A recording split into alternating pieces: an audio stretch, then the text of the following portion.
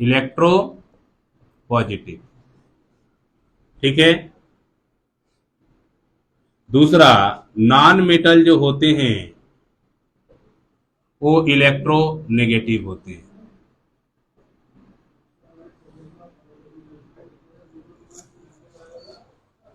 एक चीज ध्यान रखिए कि जिस तरीके से इंसान आइसोलेटेड फॉर्म में नहीं रह सकता, ए ह्यूमन और an animal can not survive in isolated form, similarly an element can not survive or live in isolated form, so it has to form molecule or compounds. So that is called the chemical bonding. And when we discuss about the chemical bonding, we have to discuss about the cations and anions. Cations are positively charged species and anions are negatively charged species. तो आपके पास जब bonding के बारे में हम discuss करते हैं तो बॉन्डिंग के लिए सबसे पहले हमें डिस्कस करना पड़ेगा कि बॉन्डिंग और कंपाउंड्स कितने टाइप के होते हैं। तो सबसे पहले जब कोई इलेक्ट्रो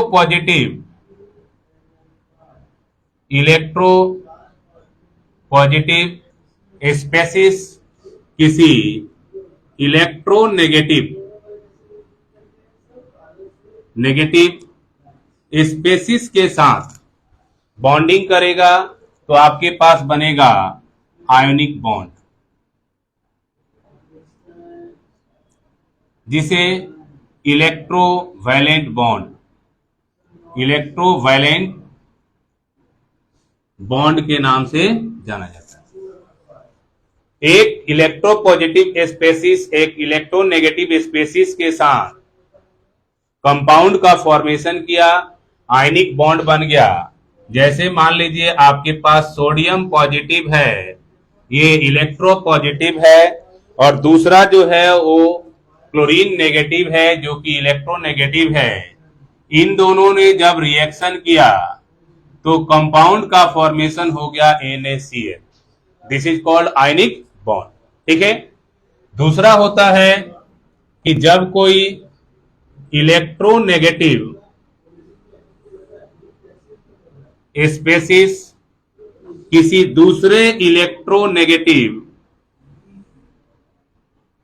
स्पेसिस के साथ बॉन्डिंग करेगा तो आपके पास बनेगा कोवैलेंट बॉन्ड। ठीक है। क्या बनेगा? Covalent bond. अब जैसे मान लीजिए आपके पास कार्बन है, इसने हाइड्रोजन के साथ बॉन्डिंग करी, शेयरिंग करके CH4 का फॉर्मेशन कर दिया। This is called what? Covalent bond. तीसरा होता है कि electropositive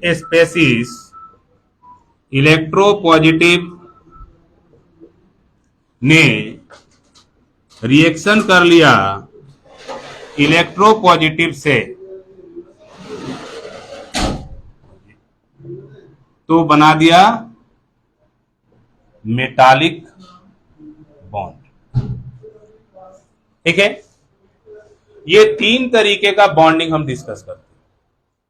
ionic bond transfer of ions की वजह से बनता है, covalent bond sharing of electron से बनता है, और जब कोई इलेक्ट्रोपॉजिटिव स्पेसिस एक इलेक्ट्रोपॉजिटिव स्पेसिस के साथ बॉन्डिंग करेगा तो मेटालिक बॉन्ड बनाएगा। अब होता क्या है? बॉन्डिंग के बारे में पढ़ने से पहले आप लोगों ने पीरियोडिक क्लासिफिकेशन में डिस्कस किया था कि सबसे पहले एलिमेंट्स को क्लासिफाई करने डोबेराइनर आया, जिसे डोबेराइनर ट्रायड्स के नाम से जाना गया। 1817 में वो फेल हो गया। डोबेराइनर के बाद 1856 में आया न्यूलैंड्स, उसने लॉ ऑफ ऑक्टेव दिया। उसके पीरियड में 56 एलिमेंट थे, वो भी पूरी तरीके से अरेंज नहीं कर पाया। देन आफ्टर मेंडलीफ आया, उसने एलिमेंट्स को अरेंज करने की कोशिश करी as per the techniques and technology, और उसका पीरियोडिक टेबल एक्सेप्ट भी किया गया। आगे चल करके आइसोबार्स का डेवलपमेंट हुआ। आइसोटॉप्स का डेवलपमेंट हुआ, मॉडर्न टेक्निक्स एंड टेक्नोलॉजी का डेवलपमेंट हुआ, एडवांसमेंट ऑफ साइंस हुआ, जिसकी वजह से पॉइंट मास में एटॉमिक मास निकालना आसान हो और जाकर के एनामोलीज मिलने लगी, खास करके मेंडेलिव पीरियोडिक टेबल में। तो 1913 में एक टेबल बनाई गई, जिस टेबल को बोला गया मॉडर्न पीरियोडिक टेबल, जो कि हेनरी मोजले ने बनाया था। उसी के साथ साथ ये अप्रोच चल रहा था कि आखिर कोई स्पेसिस कंपाउंड का फॉर्मेशन करता कैसे और क्यों करता है, कितने टाइप से करता है, उसके लिए अलग अलग थ्योरीज का डेवलपमेंट किया गया। उन्हीं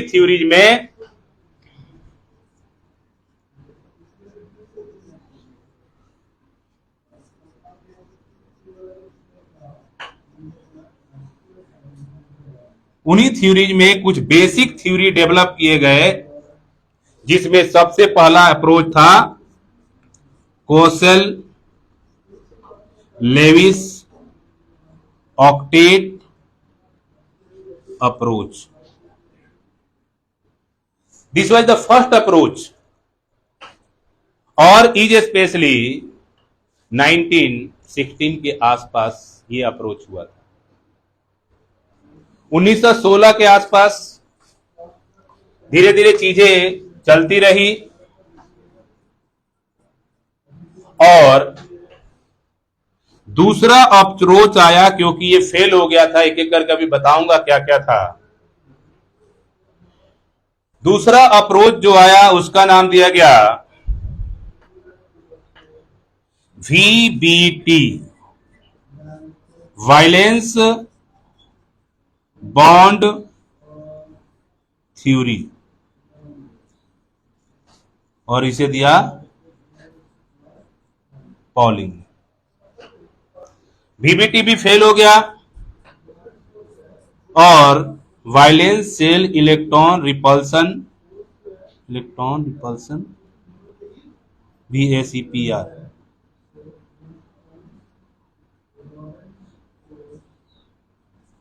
वेस्पर थ्योरी आया था। इसका नाम दिया गया violence cell electron pair repulsion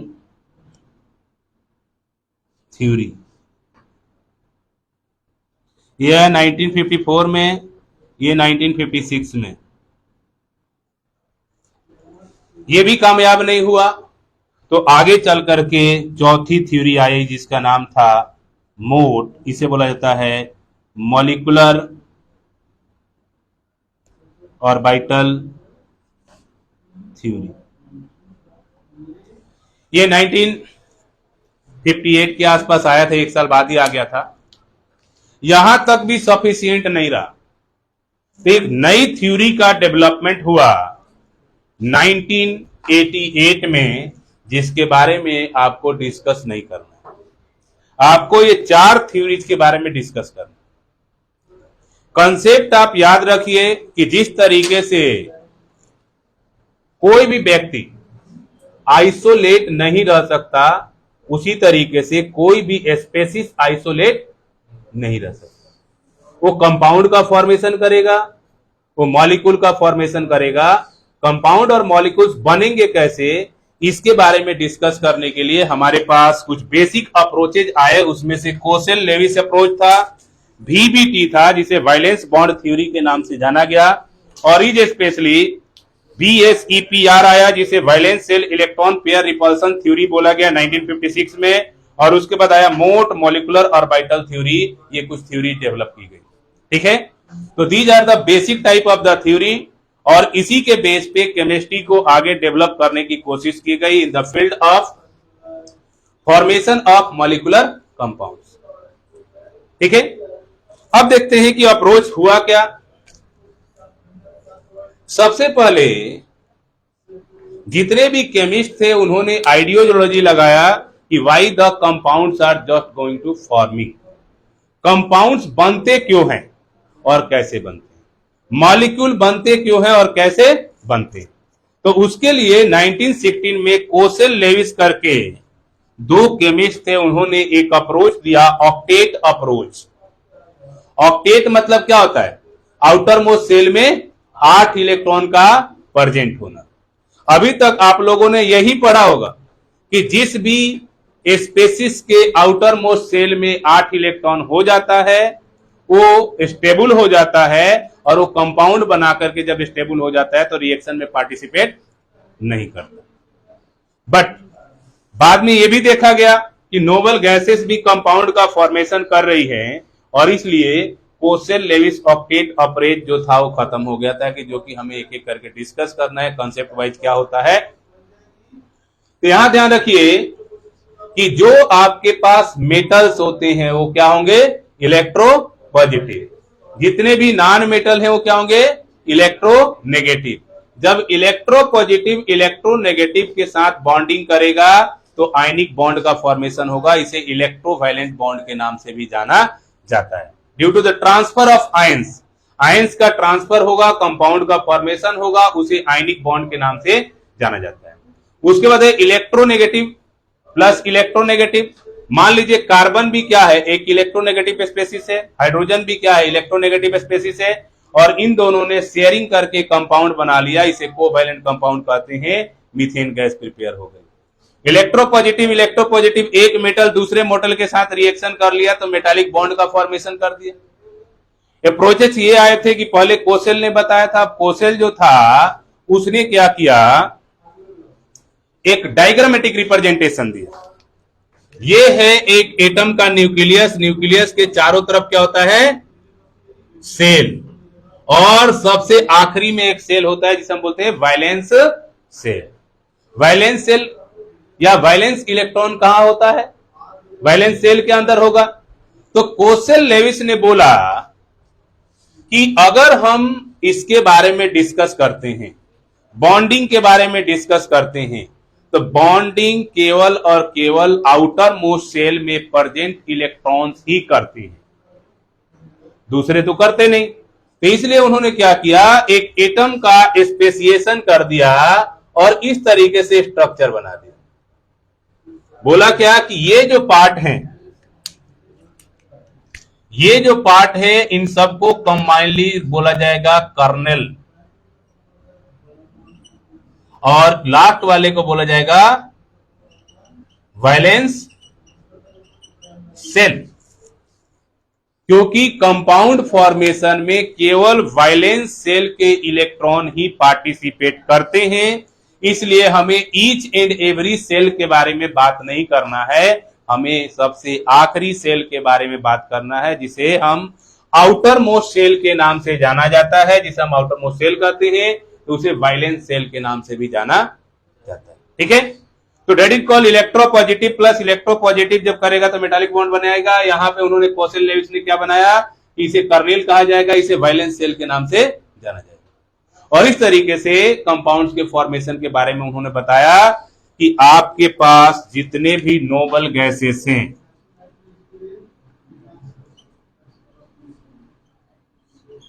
helium, neon, argon, krypton, xenon और रेडॉन, इसे बोलते हैं हीनियर्करण।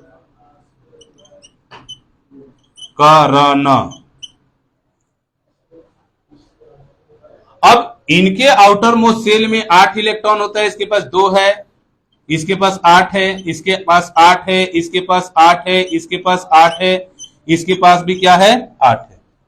तो they do not participate in any type of the chemical reaction. वो किसी भी केमिकल रिएक्शन में पार्टिसिपेट नहीं करेंगे। That is the first approach according to Kossel Lewis. If the octet of a particular species is complete, it does not take participate in a reaction, and any type of the atom approaches to attain their stability, to attain their octet। क्या चाहिए उसको? Octet पूरा करना, केवल hydrogen को छोड़ करके। Hydrogen duplet पूरा करता है और बाकी जो होते हैं वो ऑक्टेट को पूरा करते हैं। ये पहला अप्रोच था, और इस अप्रोच के बेस पे डेट मींस कॉल्ड कंपाउंड्स का फॉर्मेशन का जिक्र किया गया। बट जैसे जैसे एडवांसमेंट ऑफ टेक्नोलॉजी हुआ, ये फाइंड आउट हुआ कि some of the noble gases are just going to forming the compounds, कुछ नोबल गैसेस भी कंपाउंड बना रहे। तो कोसल लेविस का जो अप्रोच था उस पे ऊपर क्वेश्चन मार्क लग गया, और जब क्वेश्चन मार्क लग गया कोसल लेविस के अप्रोच पे, तो ये फाइंड आउट किया जाने लगा कि आखिर ऐसी कौन सी पॉसिबिलिटी है जिसकी वजह से कंपाउंड्स का फॉर्मेशन होता है। और यही कारण है कि कोसल लेविस ऑक्टेट अप्रोच को छोड़ करके बीबीटी वैलेंस बॉन्ड थ्योरी के ऊपर वर्क किया गया, वो भी फेल हो गया। उसके बाद वेस्पर थ्योरी आया जिसे valence shell electron pair repulsion theory बोला गया। लास्ट में आया MOT molecular orbital theory. Molecular orbital theory का इंट्रोडक्शन केवल कराना है आपको, बाकी आगे चल करके एक अलग थ्योरी आई थी जो 1988 में आई थी, वो हायर क्लास में आपको डिस्कस करना है। अब देखिए कोई भी कंपाउंड है, जैसे मान लीजिए आपके पास हाइड्रोजन है, हाइड्रोजन ये आइसोलेटेड फॉर्म में, क्या ये आइसोलेटेड स्टेट में पाया जा सकता है? आंसर आता नहीं, ये आइसोलेटेड स्टेट में नहीं पाया जाएगा। इसके पीछे कारण क्या है? स्टेबिलिटी। इसकी स्टेबिलिटी नहीं है। किसी भी एटम को नॉन स्टेबल कैसे करोगे? आयोनाइजेशन एनर्जी दे करके। आयोनाइजेशन एनर्जी दोगे तो आयन के फॉर्म में आ जाएगा, आयन के फॉर्म में आने के बाद वो नॉन स्टेबल हो जाएगा। नॉन स्टेबल होते ही वो इलेक्ट्रोपॉजिटिव इलेक्ट्रोनेगेटिव जिस तरीके की डिमांड होगी उस तरीके के एलिमेंट को ढूंढेगा, उसके साथ शेयरिंग करके या ट्रांसफर करके कंपाउंड्स का फॉर्मेशन कर देगा।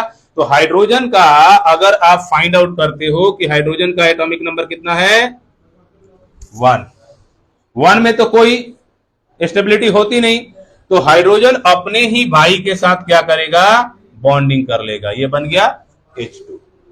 और H2 is more stable than other species, ठीक है, H2 ज्यादा स्टेबल है क्योंकि उसके पास ड्यूप्लेट कंप्लीट हो गया। अब आते हैं ऑक्सीजन के बारे में। ऑक्सीजन का एटॉमिक नंबर कितना है? 8, electronic configuration 2 and 6, number of valence electron कितने हैं? 6, नंबर ऑफ वैलेंस इलेक्ट्रॉन 6 है। तो हमने क्या किया, यहां 6 इलेक्ट्रॉन्स का अरेंजमेंट दिया, 2 2 4 2 6। इसका तो ऑक्टेट पूरा है नहीं, तो ऑक्टेट पूरा नहीं है तो अपने ही भाई को ढूंढेगा। एक यहां पे आ जाएगा ऑक्सीजन, ठीक है, और इसमें भी 6 वैलेंस इलेक्ट्रॉन होंगे, 2 यहां 2 यहां और 2 यहां। इन दोनों की शेयरिंग हो जाएगी। शेयरिंग होते ही इसके हो गए 4 2 6 2 8, इसके हो गए 4 2 6 2 8, और ये बना दिया O2। क्या हुआ? उधर नींद आ रही है? अब क्लोरीन स्पेसिस की बात करते हैं। Cl होता है आपके पास कितना? 17। इसको कैलकुलेट करेंगे तो 2 8 8 7, ठीक है। आउटर मोस्ट सेल में कितना है? 7। यहां क्लोरीन को कैलकुलेट करते हैं, 2 2 4 2 6 1 7, इधर क्लोरीन है 2 2 4 2 6 1 7, इसने बॉन्डिंग कर ली। अब हो गया 2 2 4 2 6 2 8, 2 2 4 2 6 2 8, टोटल हो गए 8, और इस तरीके से इसने अपने एग्जिस्टेंस के लिए Cl2 का फॉर्मेशन कर दिया। तो कंपाउंड का फॉर्मेशन एक अप्रोच की वजह से होता है। जो पहला अप्रोच था उसे कोसल लेविस अप्रोच के नाम से जाना गया, और ये कोसल लेविस अप्रोच कंपाउंड के फॉर्मेशन के आइडियोलॉजी और टर्मिनोलॉजी को दिया, बट बाद में चल करके इसके ऊपर क्वेश्चन मार्क लगा और नई नई थ्योरीज आने लगी थी, ठीक है। इन्हीं सब चीजों के बारे में हम डिस्कस करेंगे, तो जस्ट नोट, इसको नोट कीजिए।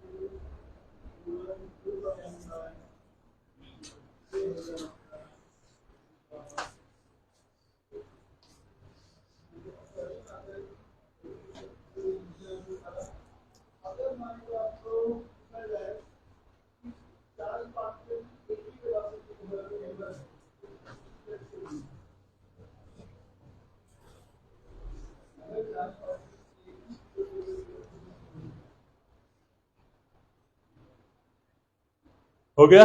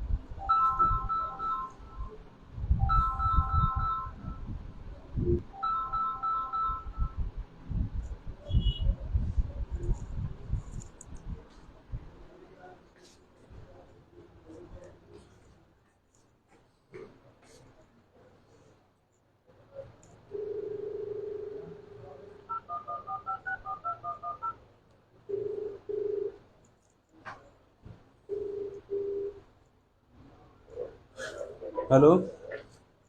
हेलो। हाँ, वो हरप्रीत मैडम फोन कर रही हैं।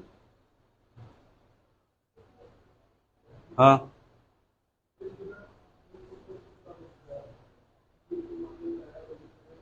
है।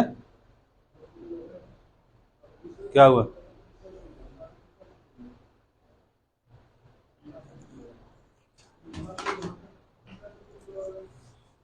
हो गया।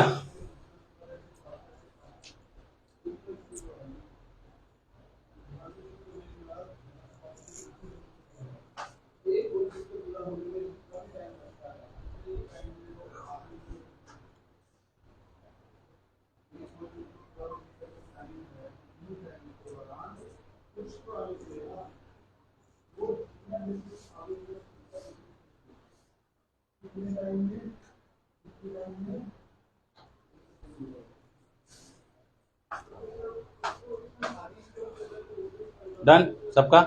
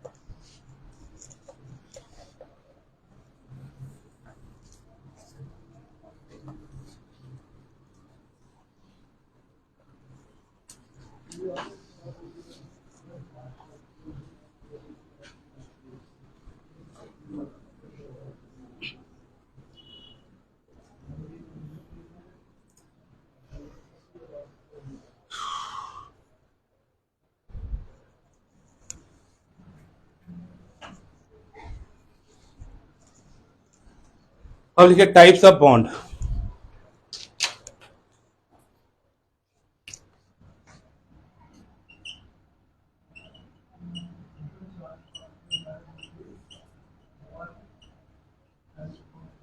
पहला लिखो आयनिक बॉन्ड, इसे बोलते हैं कोवैलेंट बॉन्ड। का बॉन्ड, हाँ हाँ इलेक्ट्रोवैलेंट हो, इलेक्ट्रोवैलेंट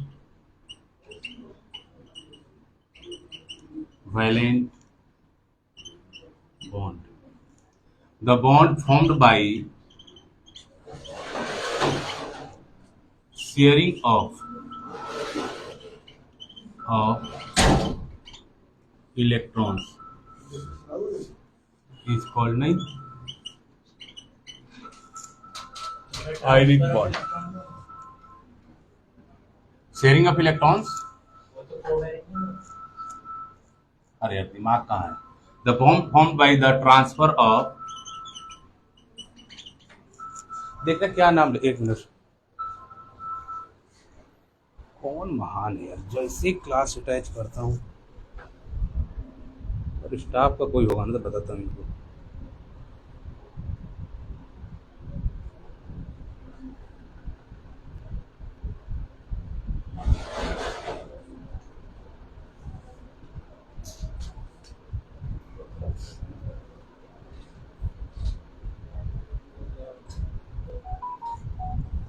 देखो, the bond formed by transfer of electrons is called ionic bond.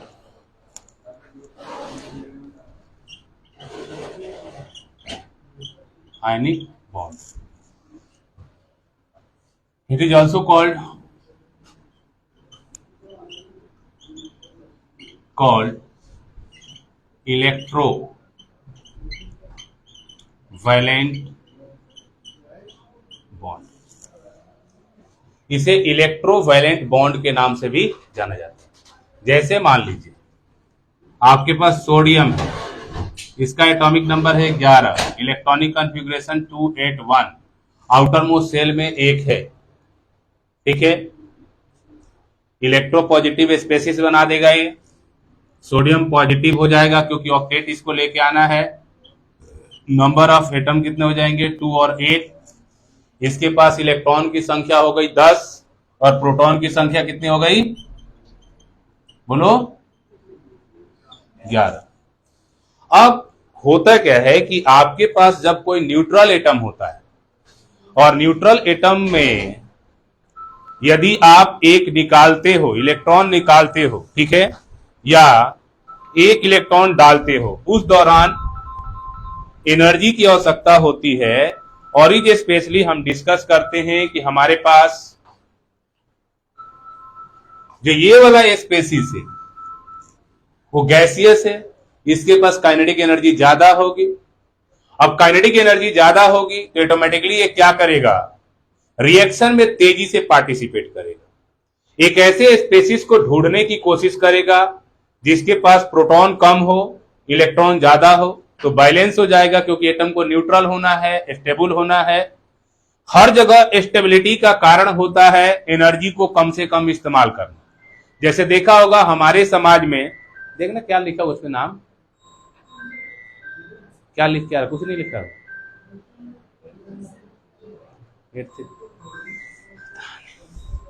जैसे क्लास जोड़ता हूं ना उसी समय बजाना चालू कर, सारे इसी समय आएंगे 3 से 4। हिंदुस्तान का क्या होता है पता है तुम लोगों को,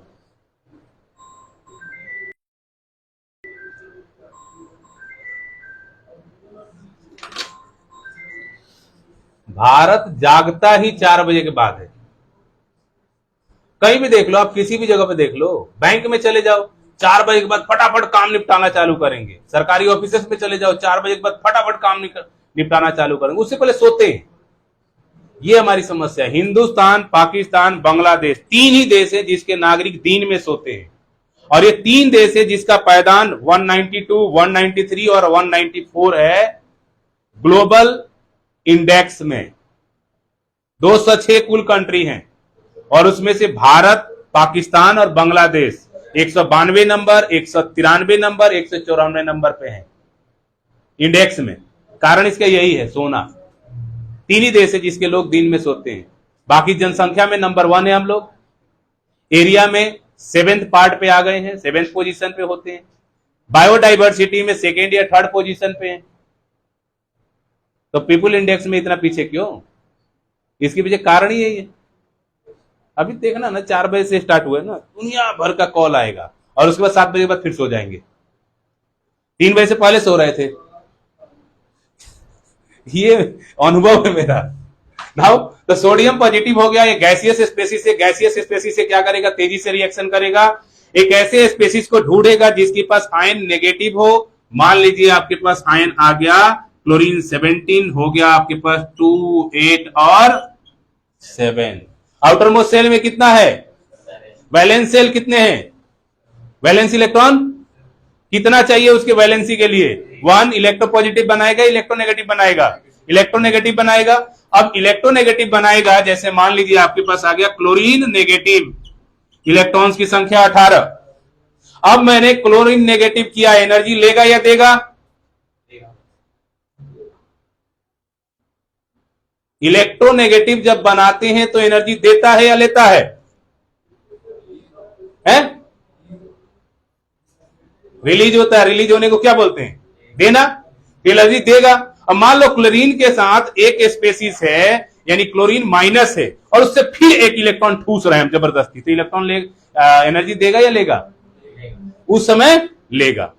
तो पहला जो होता है इसमें इलेक्ट्रोनेगेटिविटी अगर करोगे तो ये एंडोथर्मिक होगा, और दूसरा एक्सोथर्मिक होगा। दूसरा क्या होगा? एंडोथर्मिक होगा। तो ये बन गया आपके पास कितना? 2, 8 और 8। अब यहां पे होगा क्या? सोडियम पॉजिटिव ने जब क्लोरीन नेगेटिव के साथ से दैट मींस को ट्रांसफर किया इलेक्ट्रॉन, तो सोडियम क्लोराइड का फॉर्मेशन हो गया। That is called the formation of compound. और ये क्या है? एक आयनिक कंपाउंड है, और आयनिक कंपाउंड सॉलिड होते हैं। पहला सॉलिड होते हैं, डेंसिटी ज्यादा होती है, इंटरमोलिकुलर फोर्स ज्यादा होता है, सॉलिड स्टेट में इलेक्ट्रिसिटी को ट्रांसफर नहीं करते, बट मोल्टेन स्टेट में इलेक्ट्रिसिटी को ट्रांसफर करते। इसका बॉइलिंग और मेल्टिंग पॉइंट क्या होता है? हाई होता है। जितने भी साल्ट आपके पास हैं वो सब इसी से बने हुए हैं, ठीक है। तो इसे ही स्पेशली कहा जाता है ionic bond, the bond formed by the transfer of electrons. पहले बॉन्ड यही आए थे। कोवैलेंट बॉन्ड की डिस्कवरी वर्जिलियस के थ्योरी को क्रैक किया वोहलर ने, तब आया था। वर्जिलियस की थ्योरी क्या था? वर्जिलियस ने एक थ्योरी दिया था, वाइटल थ्योरी। पढ़े हो? 10th में नहीं पढ़े? वाइटल थ्योरी 18th सेंचुरी के आसपास दिया था, और उसने बताया था according to vital theory organic compounds only can be prepared with the help of God grace. केवल भगवान बना सकते हैं, इंसान नहीं। वोहलर पहला पर्सन था जिसने लैब में यूरिया बना के दिखाया। उसके बाद तो अंधाधुन बनना चालू हुआ। आज के डेट में 95% article around us are made of the covalent bond, that is called carbon. ये इसकी अहमियत है कार्बन की। तो दैट इंडिकेट्स किस तरीके से बना। ये हमारे पास क्या है? आयनिक बॉन्ड। आयनिक बॉन्ड की संख्या ज्यादा नहीं है, 50,000 के आसपास होगा, ठीक है। दूसरा मान लीजिए आपके पास स्पेसिस है मैग्नीशियम। एटॉमिक नंबर बताइए? 12। इलेक्ट्रॉनिक कॉन्फ़िगरेशन 2, 8 और 2। आउटर मोस्ट सेल में कितने हैं? 2। वैलेंसी कितनी होगी? 2। क्या बनाएगा ये? Mg2+। हो गया कितना? 10। इलेक्ट्रॉन की संख्या बताइए इसमें? 10। प्रोटॉन की संख्या 12। क्या ये स्टेबल होगा? नहीं होगा। अच्छा, मैग्नीशियम को मैग्नीशियम 2+ हम कैसे कर सकते हैं बताइए? टेक्निकल टर्म क्या है? आयोनाइजेशन, इंथैल्पी, पोटेंशियल एनर्जी, कुछ भी कह लो, सेम ही चीज होती है। The minimum energy required to remove one electron from the outermost shell of the species is called ionization enthalpy। ये मैग्नीशियम 2+ हो गया। अब इन भाई साहब को एक ऐसे स्पेसिस की जरूरत है जिसके ऊपर नेगेटिव चार्ज हो। मान लीजिए हमारे पास सेम क्लोरीन ही आ गया फिर दोबारा। इसका एटॉमिक नंबर 17, ये बन गया 2, 8, 7। आउटर मोस्ट सेल में कितना है? 7।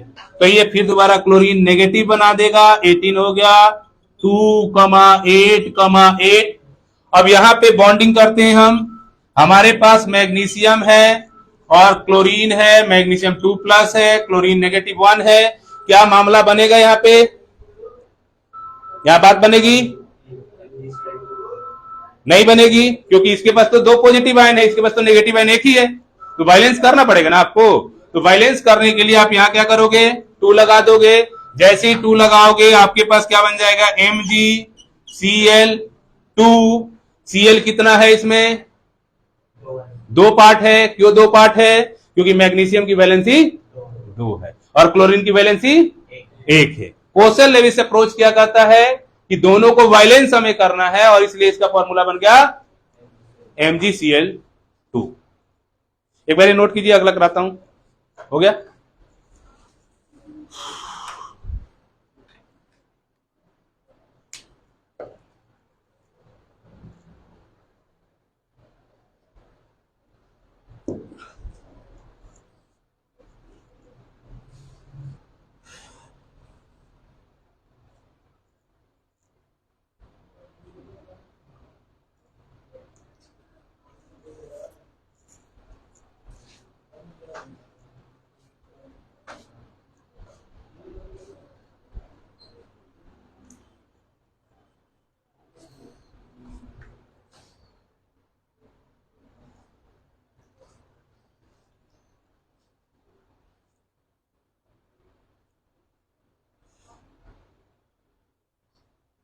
ओके, अगला देखिए आपके पास है species aluminium, atomic number,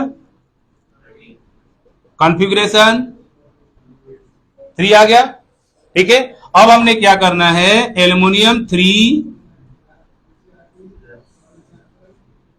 plus इसके पास हो गए 10, 2 8 और 2 8। ये फिर क्लोरीन को ढूंढेगा, नेगेटिव आयन बनाएगा। ठीक है, इसके पास हो गए 18, 2 8 और 8। ये क्या करेगा, aluminium 3 positive plus chlorine negative, एक है यहां 3 लगाना पड़ेगा, ये बना देगा AlCl3, एल्युमिनियम क्लोराइड। इस तरीके से कंपाउंड्स का फॉर्मेशन होता है, इसे हम बोलते हैं आयनिक बॉन्ड। ठीक है, आयंस का ट्रांसफर यहां हो रहा कैटायन और एनायन का, इसलिए इसे आयनिक बॉन्ड के नाम से जाना जाता है। This is known as the ionic bond. Clear? Okay, अब लिखिए properties of ionic bond. Properties of ionic bond,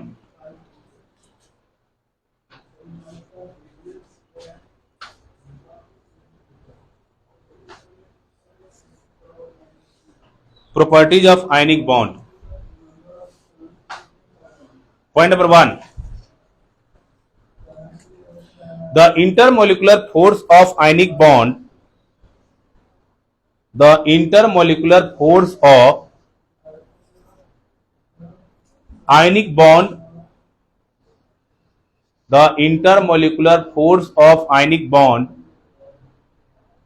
is greater than covalent bond.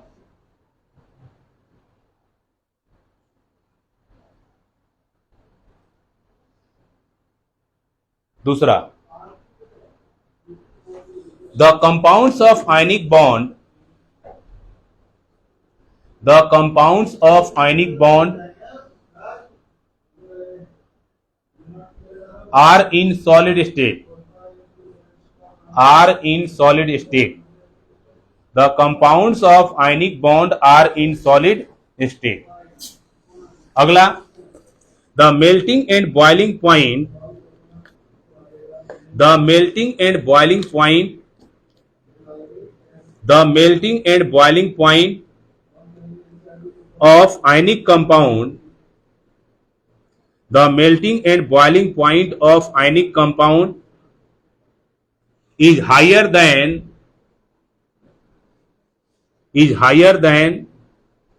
covalent compound, is higher than covalent compound.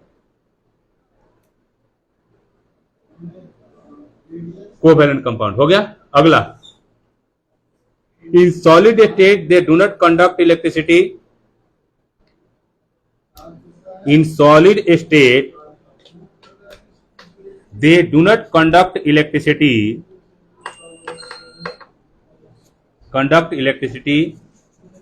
but in molten state,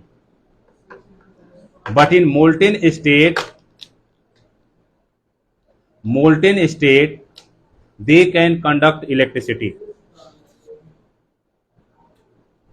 they can conduct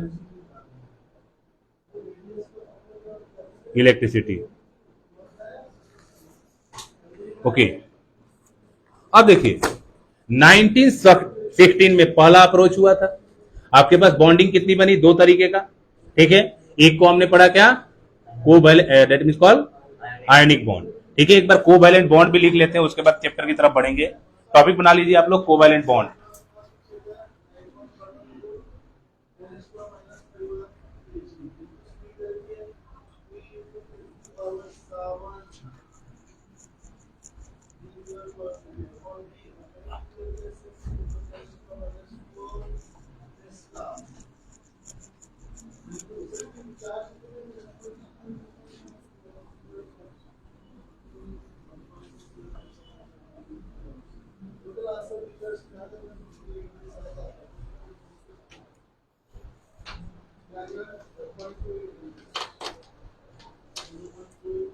covalent bond,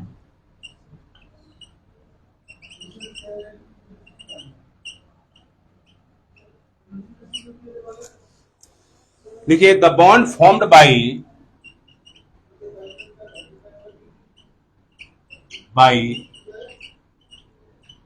sharing of electrons is called covalent bond, is called covalent bond। Sharing of electron से जो bond का formation होगा उसे बोला जाएगा covalent bond, ठीक है। जैसे मान लीजिए आपके पास कार्बन है, कार्बन का एटॉमिक नंबर कितना है? 6।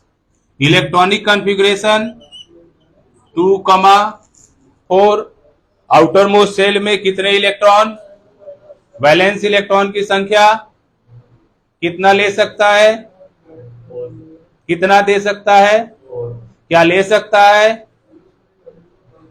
क्या ये ले सकता है? क्या ये दे सकता है?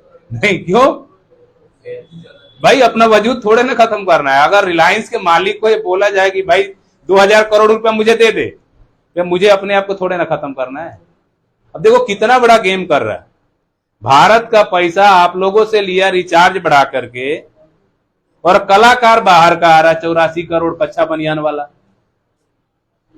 एक और कोई आई थी लेडीज, और एक और कोई काला कलुटा भी आया था, ठीक है। देखा होगा साउथ अफ्रीका का था, ठीक है। वैसे तो वैसे ही होते हैं नाइजीरिया वाले, कलर के ऊपर कोड नहीं करना चाहिए, ठीक है। लेकिन उसको भी 26 करोड़ दे दिया। और हमारे वाले कितने वो हैं, फ्री में नाच रहे हैं। हमारे वाले सारे नाच रहे हैं ना, जो बॉलीवुड हॉलीवुड पता नहीं कौन कौन सा वुड होता है। वुड मतलब लकड़ी, इनमें जान नहीं होती है। देखा भी होगा आप लोगों ने। गुटखा का प्रचार कौन कर रहा? अजय देवगन और पता नहीं कौन कौन से हैं। विमल खाइए, शरीर को तंदुरुस्त रखिए। उसके अलावा एक शिखर का प्रचार करता है। ये तो आइडियल है हमारे, पता नहीं क्या करेंगे। नाउ तो C6 अगर ले लिया 2,4, अगर 4 इसने रिड्यूस कर दिया, दे दिया, तो बचा कितना? 2। इलेक्ट्रॉन की संख्या कितनी रह जाएगी? 2। प्रोटॉन की संख्या हाईली इलेक्ट्रो पॉजिटिव। स्टेबिलिटी बनेगी क्या? नहीं बनेगी। तो कहता जब मेरी स्टेबिलिटी बनी नहीं तो मैं दू क्यों? काम खत्म। अब अगला एक स्पेसिस होता है, कहते हैं ऐसा कर तू 4 मेरे से ले ले, ठीक है। मान लीजिए इसने C4+ बना दिया, ठीक है। तो इलेक्ट्रॉन की संख्या आपके पास कितनी हो गई? 2, और प्रोटॉन की संख्या कितनी हो गई? 6। Highly electro positive. Stability possible नहीं है भाई। इसको भी इस यूनिवर्स में ही रहना है। यूनिवर्स का एक आइडियोलॉजी में बता दूं, कॉस्मोलॉजी का एक फील्ड है जिसको बोलते हैं ब्लैक होल। किसने ढूंढा था? Who discovered black hole? थोड़ा सा इंटरेस्ट क्रिएट कीजिए आप लोग, साइंस में पढ़िए। गूगल में बहुत सारी चीजें गलत भी लिखी हुई है, तो गूगल से अच्छा है बुक, ठीक है। ब्लैक होल का डिस्कवरी किया स्टीफन हॉकिंग ने, जिनका लास्ट में वो पैरालाइज हो गए थे। और ब्लैक होल के बारे में आगे चल करके कॉन्सेप्ट भी निकला, क्या? ब्लैक होल का जो पार्ट है, जो सैंड है या अदर टाइप ऑफ मटेरियल है, उसकी डेंसिटी बहुत ज्यादा है और डेंसिटी ज्यादा होने के कारण उसके ऊपर ग्रेविटी बहुत ज्यादा अप्लाई होता है और ग्रेविटी ज्यादा अप्लाई होने के कारण उसमें कुछ भी सन के लाइट को नहीं छोड़ता, उसको भी खींच लेता है नीचे की तरफ। अदर जगह होता है ना फेनोमेना, डिस्पर्सन हो जाएगा, रिफ्रैक्शन हो जाएगा, रिफ्लेक्शन हो जाएगा और कुछ नहीं होगा तो स्कैटरिंग तो हो ही जाएगा, ठीक है। वहां तो लाइट गई पता नहीं। और ऐसा साइंटिस्टों का अनुमान है, अब पता नहीं रियल है कि नहीं है, मैं नहीं बता सकता क्योंकि ऑब्जर्वेशन इतना तगड़ा तो देना ठीक नहीं है। ऐसा साइंटिस्टों का मानना है कि उसका एक चम्मच मिट्टी अगर हाथी पे मार दिया जाए तो हाथी दब के मर जाएगा, इतनी डेंसिटी है। ये सब रहस्य है, मिस्ट्रीज है। एग्जिस्टेंस इसको भी करना है, इलेक्ट्रॉन हो गए 2, प्रोटॉन हो गए 6, ठीक है। अब आते हैं C4 माइनस, बताइए इलेक्ट्रॉन कितना हो जाएगा 10 और प्रोटॉन कितना हो जाएगा, हाईली इलेक्ट्रोनेगेटिव। दोनों ही कंडीशन पॉसिबल नहीं।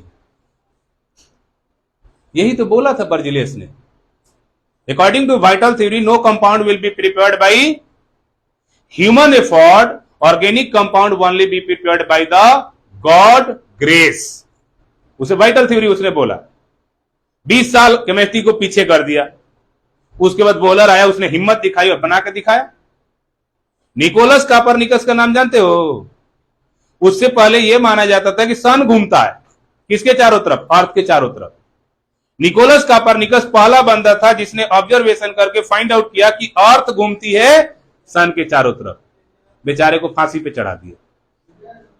कारण क्या था? जिस तरीके से आज हम गॉड को मानते हैं इस देश में, आप किसी मंदिर में जाकर बोल दो ना, भोले बाबा नहीं होते, बताते हैं सावन का महीना वैसे ही चल रहा है, थोपड़ा बिगाड़ देंगे। ये सेम चीज उस समय वहां था। निकोलस कापरनिकस ने बोला, उसको वहां का जो चर्च का सिस्टम था हैंग आउट कर दिया। बोला इसलिए गॉड के खिलाफ बोला है, earth is supreme not the sun. आज पता है ना आप लोगों को कि अर्थ घूमती है, वो भी एक मोशन से नहीं 2 मोशन से घूमती है और घूमने का स्पीड है 6000 किलोमीटर पर सेकेंड। आप लोग को 2 दिन छींक आ जाती है तो 4 दिन छुट्टी मार लेते हो। उससे पूछो, जब से बनी है तब से बेचारी घूम रही है, एक तो ऐसे ऐसे घूम रही है और ऐसे ऐसे घूम रही है। अब पता नहीं आगे चल करके कहीं वाइब्रेटिव मोशन ना फाइंड आउट कर ले कि अर्थ ऐसे ऐसे भी करती है। इसमें भी पॉसिबल। एक तो नया ऑब्जर्वेशन है कि चाइना क्या कर रहा है, पानी को घेर लिया है समुद्र के इलाके को, ठीक है, और वहां बहुत बड़ा रिजर्वायर बना दिया बिजली बनाने के लिए, और पानी घेरने की वजह से वहां का मास ज्यादा हो गया है, जिसकी वजह से अर्थ की जो ग्रेविटी है उसके ऊपर इफेक्ट आ गया है। ह्यूमन ही इस धरती को खत्म करेगा। स्टीफन ने भी बोला था, डार्विन ने भी बोला था, और आप लोग का जो फिजिक्स का फेमस साइंटिस्ट जो भले अनपढ़ था, क्या नाम था, अल्बर्ट आइंस्टाइन, उसने भी बोला कि जब तक अर्थ खत्म होती है तब तक हमें ढूंढ लेना चाहिए दूसरा प्लैनेट, ठीक है। नाउ तो ये कर नहीं सकता तो बचा क्या? बचा क्या कि जैसे मान लीजिए मैं लाया आलू गोभी, आप लाए पनीर, मुझे खाना आलू पनीर और तुम्हें खाना है आलू गोभी, बांट ले, शेयर कर सकते हैं ना, शेयर कर लोगे मिल जाएगा दोनों को। उसी तरीके से इसने क्या किया, शेयरिंग करना चालू कर दिया, ठीक है। तो एक कंपाउंड बन गया, उसे बोला गया कोवैलेंट बॉन्ड। अब बताइए कार्बन का वैलेंसी है 4, ठीक है, 1 2 3 4। हाइड्रोजन की बात करते हैं तो हाइड्रोजन का एटॉमिक नंबर कितना होता है 1। इसलिए क्या किया, हाइड्रोजन 4 के साथ बॉन्डिंग कर लिया। जैसे मान लो एक हाइड्रोजन यहां है, एक हाइड्रोजन यहां है, एक हाइड्रोजन यहां है, एक हाइड्रोजन यहां है, ठीक है। ये बन गया 1 2 3 4। As per the law of octet, species को कितना चाहिए स्टेबल होने के लिए? 8 इलेक्ट्रॉन चाहिए। 8 इलेक्ट्रॉन बनेंगे कैसे? जैसे मान लीजिए इस कार्बन भाई साहब की बात हो रही है, 2 2 4 2 6 2 8, ये तो स्टेबल हो गया। हाइड्रोजन की स्टेबिलिटी की बात करते हैं, 2 2 2 2, दोनों का काम चल गया और इन्होंने क्या किया, बॉन्डिंग बना ली। इस तरीके से डेट मींस कॉल्ड बॉन्डिंग का फॉर्मेशन होता है, ठीक है, इसे बोलते हैं कोवैलेंट बॉन्ड, क्योंकि यहां ट्रांसफर नहीं हो रहा इलेक्ट्रॉन्स का, दे नहीं रहे किसी को, आपस में शेयर कर रहे हैं। ठीक है, उसी तरीके से इसे CH4 बोलते हैं। एक और कंपाउंड ले लेते हैं जिसका नाम है C2H6। क्या बोलते हैं इसे? इसे मीथेन बोलते हैं, इथेन, वो मीथेन है, इथेन। ठीक है, कार्बन है यहां पे, अपने कार्बन के साथ टाई अप कर लिया। ठीक है, इधर लगा दिया हाइड्रोजन, इधर लगा दिया हाइड्रोजन, इधर लगा दिया हाइड्रोजन, इधर लगा दिया हाइड्रोजन, यहां भी हाइड्रोजन, यहां भी हाइड्रोजन, और इस तरीके से इसका ऑक्टेट क्या, इसका ऑक्टेट जो है वो कंप्लीट हो गया। ठीक है, अब देखिए 2 2 4 2 6 2 8 कंप्लीट, 2 2 4 2 6 2 8 कंप्लीट, 2 2 2 2 2 2 हो गए स्टेबल। तो मेन क्राइटेरिया होता है स्टेबिलिटी, और स्टेबिलिटी क्यों चाहिए? एनर्जी को सेव करने के लिए। क्यों? According to law of physics, each and every species like the atoms also wants to conserve energy and utilize minimum amount of energy. आप लोग भी तो करते हो, घर में सोए हुए हो, आराम से एसी का बटन दबा दिया। पहले क्या होता था, हम लोग के जमाने में जाकर स्विच ऑफ करके, वैसे तो टीवी हमारे जमाने में था ही नहीं, इसलिए देखने की आदत ही नहीं है। टीवी स्टूपिड बॉक्स है, वो लोगों को बेवकूफ बनाता है। जिसने उसको नहीं देखा वो आगे बढ़ गया, और जिसने उसको देखा वो आज भी देखने लायक ही है, आने लायक नहीं है उसमें। टीवी में अगर आना चाहते हो तो देखना बंद कर दो। ठीक है, नोट कीजिए इसको।